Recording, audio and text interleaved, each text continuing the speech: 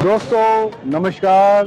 India गठबंधन की दो पार्टियां समाजवादी पार्टी और कांग्रेस पार्टी के बीच में जिस तरह से मध्य प्रदेश चुनाव को लेकर आपस में गुत्थम गुत्थी हुई है, उसके बाद इंडिया गठबंधन की जड़ें जो जमनी चाहिए थी उससे पहले ही कमज़ोर हो गई हैं। लेकिन इस बीच एक बहुत ही इंटरेस्टिंग दावा किया गया है, एक ऐसी पार्टी ने किया है जो इंडिया गठबंधन को मजाक उड़ाती रही है, गठबंधन को एकदम से ऐसी दिखावा कर रही है कि जैसे गठबंधन में वो आना नहीं चाहती, वो अकेले चुनाव लड़ना है। और वो पार्टी है बहुजन समाज पार्टी। जैसा कि हम जानते हैं बहुजन समाज पार्टी एक ऐसी पार्टी है जो यूपी में कई बार सत्ता में रही, लेकिन आज उसका ऐसा दौर आ गया है कि विधानसभा में भी उसका एक ही विधायक है। और इससे पहले दावा ये किया जा रहा था कि बीएसपी इस गठबंधन में आना नहीं चाहती है, लेकिन बिजनौर के बीएसपी सांसद मलूक नागर ने एक टीवी चैनल को इंटरव्यू में एक बयान दिया है कि उनके बिना इंडिया गठबंधन अधूरा है और हमारे बिना ये गठबंधन की कोई सफलता नहीं है। इस बारे में हम मोहम्मद फाजिल से जानकारी लेंगे, ऐसा क्यों उन्होंने बयान दिया है, क्या वो आना चाह रहे हैं गठबंधन में। सबसे पहली मजबूरी खुद मलूक नागर की है, देखा जाए तो, क्योंकि वो बिजनौर से सांसद हैं। क्योंकि बिजनौर मेरा मंडल में एक सीट आती है, हमारे मुरादाबाद मंडल में, क्योंकि बिजनौर के पास का ही हूँ मैं। तो बिजनौर के सांसद मलूक नागर जो हैं, ये खुद अपने दम पर 10,000 वोट नहीं पा सकते हैं। तो इनको लगता है कि दोबारा से हमें समाजवादी पार्टी कांग्रेस का नेतृत्व हमसे संपर्क करें और हमें गठबंधन में ले। उसके बाद में मलूक नागर की मंशा ये है कि मुझे दोबारा बिजनौर की सीट मिल जाए और मैं सांसद बन जाऊं। इसमें एक सवाल ये है कि बहुजन समाज पार्टी के बारे में ये कहा जाता है कि वहाँ कोई भी नेता कोई अपनी मर्जी से बयान नहीं दे सकता है। क्या आपको लगता है बहन कुमारी मायावती की इसमें सहमति है कि गठबंधन के लिए आगे बढ़ा जाए?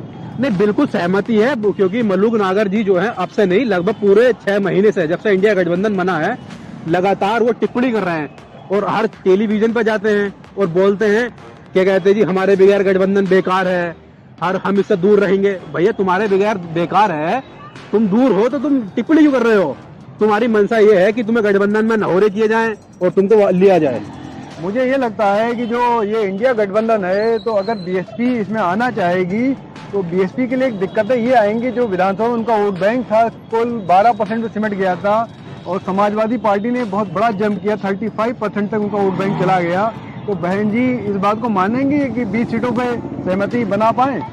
देखिए, आप समझ नहीं रहे, उसमें उनको सीटें चाहे 20 मिलें या 15 मिलें, लेकिन वो 10 सीटें जरूर मिल जाएंगी, जिस पर बसपा पिछली बार 2019 के गठबंधन में चुनाव लड़ी थी। तो उसमें मलूक नागर को तो बिजनौर सीट मिल जाएगी। अगर गठबंधन में मायावती आती हैं तो उनको बिजनौर की सीट दोबारा मिल जाएगी।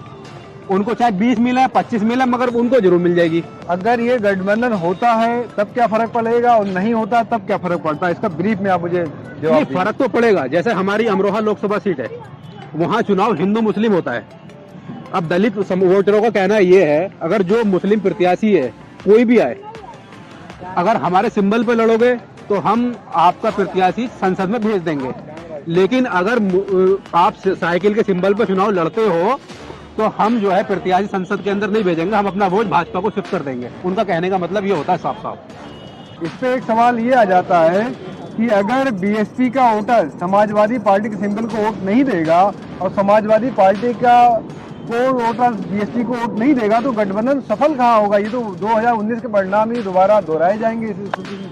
देखिए, वोटर मैं देखता हूँ, पूर्वी यूपी के दलित वोटरों का रुझान देखता हूँ मैं, तो मुझसे दलित वोटर खुद कहते हैं कि बहन जी खत्म हो चुकी है, इसलिए हम अखिलेश भैया को वोट देंगे।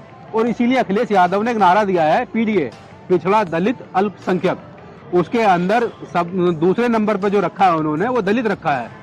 तो पश्चिमी यूपी के और पूर्वी यूपी के दलित में ये फर्क है, जो मुझे लगता है। दोनों की सोच में फर्क है।